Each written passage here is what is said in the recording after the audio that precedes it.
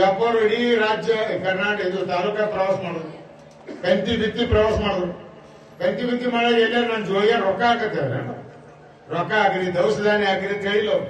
ಪ್ರತಿಯೊಂದು ಗ್ರಾಮಕ್ಕೆ ಭೇಟಿ ಕೊಟ್ಟಾಗ ಏನಾದ್ರು ನಿಮ್ಮ ಗ್ರಾಮದಲ್ಲಿ ಇರ್ತಕ್ಕಂಥ ನಿಮ್ಮ ದುಷ್ಟ ಚಟಗಳು ನನ್ನ ಜೋಳಿಗೆಯಲ್ಲಿ ಹಾಕಿ ನೀವು ಪುನೀತರಾಗ್ರಿ ಅಂತ ಸಂದೇಶ ಕೊಟ್ಟರು. ಇದು ಒಬ್ಬ ಶರಣರು ಹೇಳ್ತಕ್ಕಂಥ ಮಾತು.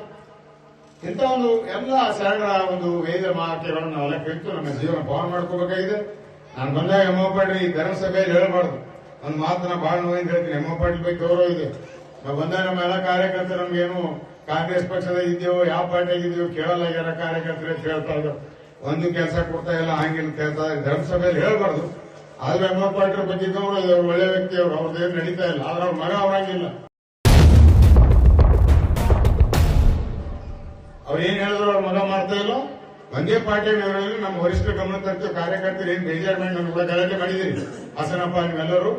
ಇದ್ರ ಬಗ್ಗೆ ನಾವು ನಮ್ಮ ಕೆಪಿಸಿ ಅಧ್ಯಕ್ಷ ಡಿ.ಕೆ. ಶಿವಕುಮಾರ್, ಮಲ್ಲಿಕಾರ್ಜುನ ಖರ್ಗೆ, ಸಿದ್ದರಾಮಯ್ಯ ಜೊತೆ ಮಾತಾಡಿ ನಿಮಗೂ ಕೂಡ ನ್ಯಾಯ ಕೊಡ್ತಕ್ಕಂಥ ವ್ಯವಸ್ಥೆ ಮಾಡ್ತೇವೆ. ಎಮ್ಮ ಪಾಟೀಲ್ ಪಾಪ ನಮ್ಗೆ ಹೇಳಿದ್ದಾರೆ ಹೆಸರು, ಆದ್ರೂ ಅವ್ರ ಮಾತು ಅವ್ರ ಮಗ ಕೇಳಲಾರ್ಬೇಡಿ. ಈ ರೀತಿಯ ಒಂದು ತೊಂದರೆ ಆಗಿದ್ರಿಂದ ನೀವು ನೋವು ಅನುಭವಿಸಬೇಡ್ರಿ.